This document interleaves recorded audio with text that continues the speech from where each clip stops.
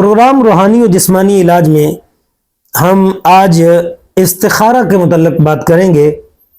ناظرین، استخارہ اللہ رب العزت کی ذات کے ساتھ مشورہ ہے کہ ہم اللہ رب العزت کی بارگاہ میں رجوع کرتے ہیں، اس سے دعا کرتے ہیں کہ یا اللہ ہمارے اس کام میں اگر ہمارے لیے خیر ہے تو ہم سے یہ سرزد ہو جائے، اور اگر ہمارے لیے خیر نہیں ہے تو ہمیں اس سے بچا لے۔ اس کو کہتے ہیں استخارہ۔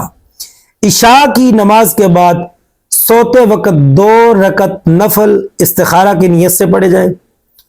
سلام کے بعد پارہ نمبر 29 سورہ ملک آیت نمبر 13 اور 14 کو 101 مرتبہ پڑھیں، اول آخر درود پڑھ لیں اور بغیر کلام کیے سو جائیں۔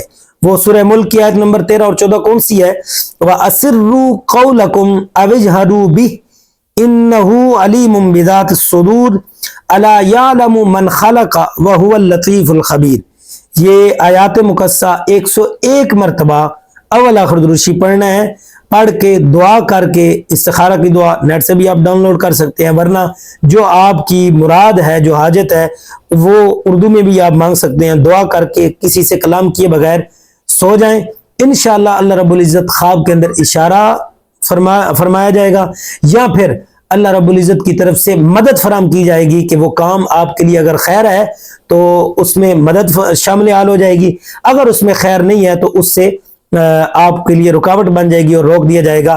اور بعض صوفیاء فرماتے ہیں کہ نوچندی جمعرات یعنی ہر اسلامی ماہ کی پہلی جمعرات کو یہ استخارہ کیا جائے تو زیادہ مؤثر ثابت ہوتا ہے، اور جب تک آپ کا کام اس میں آپ کو مدد نہیں ملتی آپ استخارہ کر سکتے ہیں۔ واللہ اعلم بالصواب۔